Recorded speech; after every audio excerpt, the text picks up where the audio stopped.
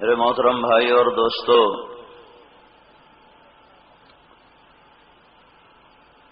دنیا میں آنے والا انسان اپنے ارادے سے نہیں آتا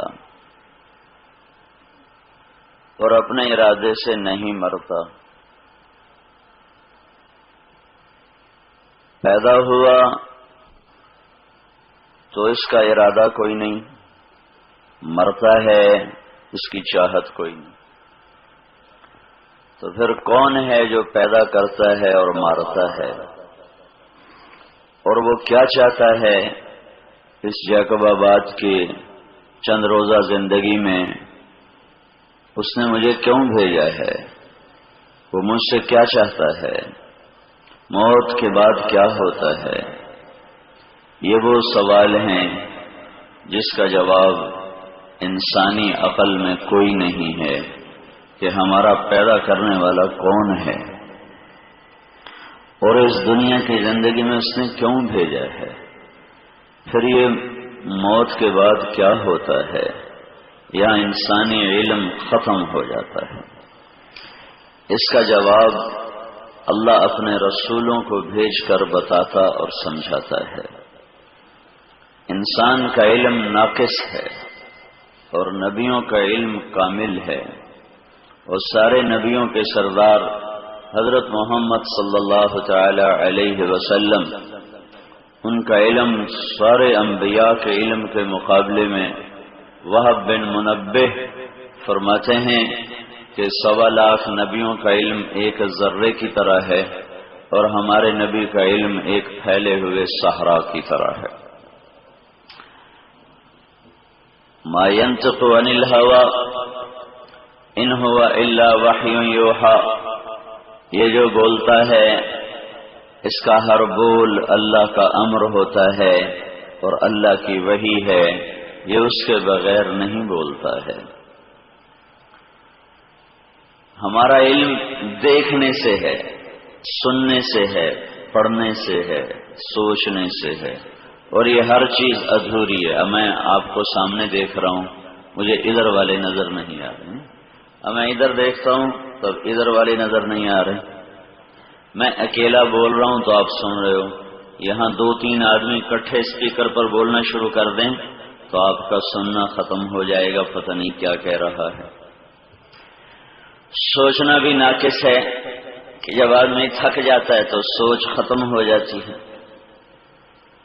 تو ہمارے علم حاصل کرنے کے راستے ادھورے ہیں، ادھورے اور ناقص ہیں، اس لیے ہمارے اندر غلط علم چلا جاتا ہے۔ اور اللہ نے ہمارے نبی کو براہ راست علم دیا۔ فَأَوْحَى إِلَىٰ عَبْدِهِ مَا أَوْحَى، براہ راست اللہ کی طرف سے علم آیا، وہ آنکھوں سے نہیں، وہ کانوں سے نہیں، وہ دماغ سے نہیں، وہ دل سے نہیں، سیدھا اوپر سے اللہ کی طرف سے آیا۔ اِنَّا أَوْحَيْنَا إِلَيْكَ، اور فَأَوْحَى إِلَىٰ عَبْدِهِ مَا أَوْحَى، کہ میں نے اپنے بندے پر وہ علم اتارا ہے جو دنیا کا کوئی انسان سوچ تصور نہیں کر سکتا۔ اللہ کا براہ راست دیا ہوا ہے وہ تو ایک الگ چیز ہے، لیکن اللہ نے ہمارے نبی کو جو یہ سر کی آنکھ دی تھی، یہ اتنی طاقتور تھی کہ آپ نماز پڑھانے کے لیے مصلی پر کھڑے ہوئے، مصلی پر کھڑے ہوئے چلتے چلتے محراب تک چلے نماز کے اندر ہی، پھر وہاں سے واپس ہوئے تھوڑی دیر کے بعد اور اپنی اصلی جگہ پر آ گئے۔ تو جب سلام پھیرا تو جو پہلی صف کے لوگ تھے انہوں نے دیکھا کہ اللہ کے نبی نے یہ کیا کیا، تو انہوں نے پوچھا یا رسول اللہ یہ آپ نے کیا کیا؟ نماز میں آگے چلے گئے تھے، پیچھے آ گئے۔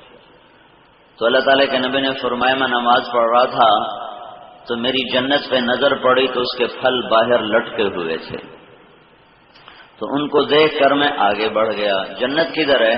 7 آسمان کے اوپر جنت ہے۔ تو جو مصلی پہ کھڑے ہو کر 7 آسمان کے اوپر دیکھ سکتا ہو تو اس کے دل کی نظر کیسی ہوگی؟ پھر فرمایا کہ جی آپ پیچھے کیوں ہٹ؟ کہ پھر میں نے جہنم کو دیکھا، اس کی آگ کو دیکھا، اس کے شعلوں کو دیکھا، تو پھر میں اس سے گھبرا کے پیچھے ہٹ گیا۔ یہ آگے ہونا اور پیچھے ہونا یہ 7 آسمان کے اوپر کا نظارہ تھا جو ہمارا رسول دیکھ رہا تھا، یہ اس کی نظر کی طاقت ہے۔ موسیٰ علیہ السلام نے عرض کی، یا اللہ ارنی انظر الیک، میں تیرا دیدار کرنا چاہتا ہوں۔ اللہ تعالیٰ نے فرمایا لن ترانی، موسیٰ نہیں دیکھ سکتے۔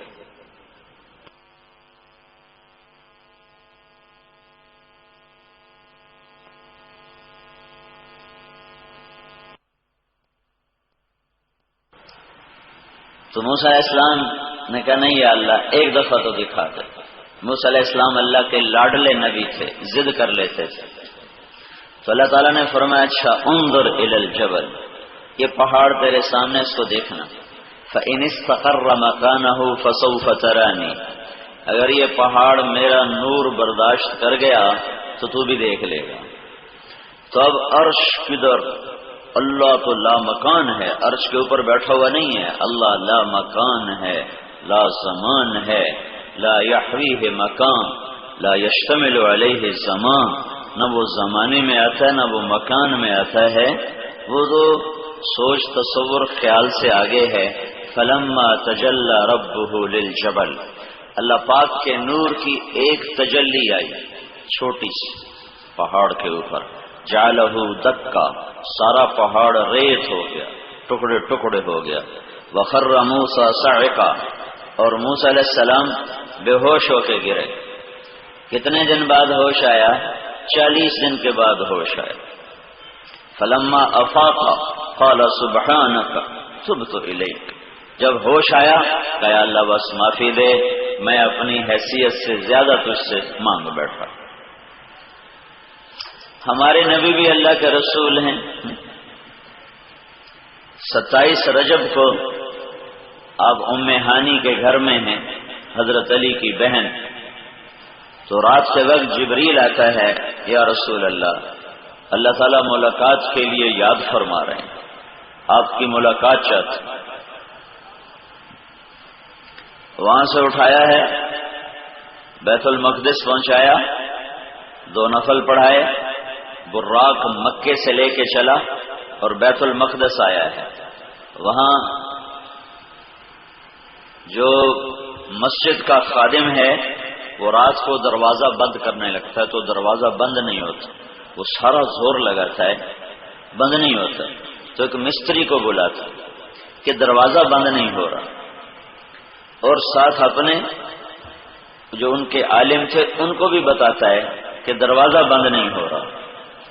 تو مستری آ کر دیکھ کر کہتا ہے اس کی ڈاٹ اس کے اوپر آ گئی ہے، اس لیے اس کے پریشر کی وجہ سے یہ دروازہ بند نہیں ہو رہا، میں صبح آ کے ٹھیک کر دوں گا۔ اور ان کے عالم تشریف لاتے ہیں تو وہ فرماتے ہیں یہ ڈاٹ کا قصہ نہیں ہے، یہ صبح خود ہی دیکھنا بند ہوگا، یہ رات ہے جس میں آخری نبی نے آ کر یہاں نماز پڑھنی ہے، یہ ان کے استقبال کے لیے کھلا ہوا ہے، کھلا ہوا ہے۔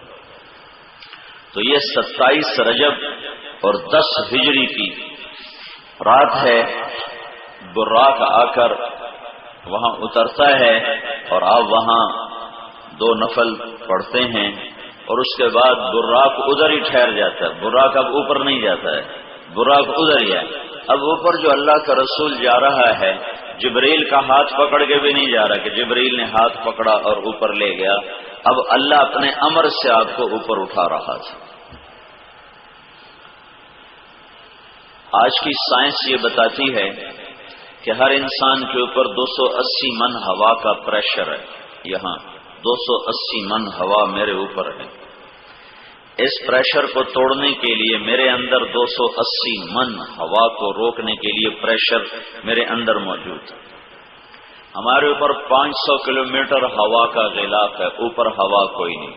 اگر کوئی انسان یہ 500 کلومیٹر اوپر چلا جائے، ہوا سے باہر نکل جائے، تو یہ ایک بم کی طرح پھٹے گا کہ اس کے اوپر سے ہوا کا دباؤ ختم ہوگا، اس کے اپنے اندر جو پریشر ہے وہ اس کو پھاڑ کے بوٹی بوٹی کر دے گا۔ اس پریشر کو پہلے ہوا کے اوپر جن کو بھیجا جاتا ہے جس راکٹ میں، تو ان کو ایک لباس پہناتے ہیں، وہ عجیب سا لباس، وہ کئی کروڑ ڈالر کا وہ لباس بنتا ہے، اس کے اندر 280 من ہوا کا دباؤ پیدا کیا جاتا ہے، اس کے اندر ایک مصنوعی دباؤ ہوتا ہے 280 من۔ جب وہ راکٹ اوپر جاتا ہے 500 کلومیٹر سے باہر، تو پھر اس کو آن کرتے ہیں تو وہ پریشر لباس کے اندر پیدا ہو جاتا ہے۔ اگر وہ لباس میں پریشر نہ ہو تو یہ جتنے خلا والے اوپر جاتے ہیں ان کے جسم کی بوٹی بوٹی ہو جائے، لیکن ہمارا نبی نے کرتا پہنا ہوا ہے اور تہمت، اور اسی کرتے تہمت کے ساتھ آپ نے ہوا کو چیرا، خلا کو چیرا، اور پہلے آسمان پر پہنچے تو وہاں آدم علیہ السلام سارے فرشتوں کو لے کر استقبال کے لیے کھڑے ہوئے۔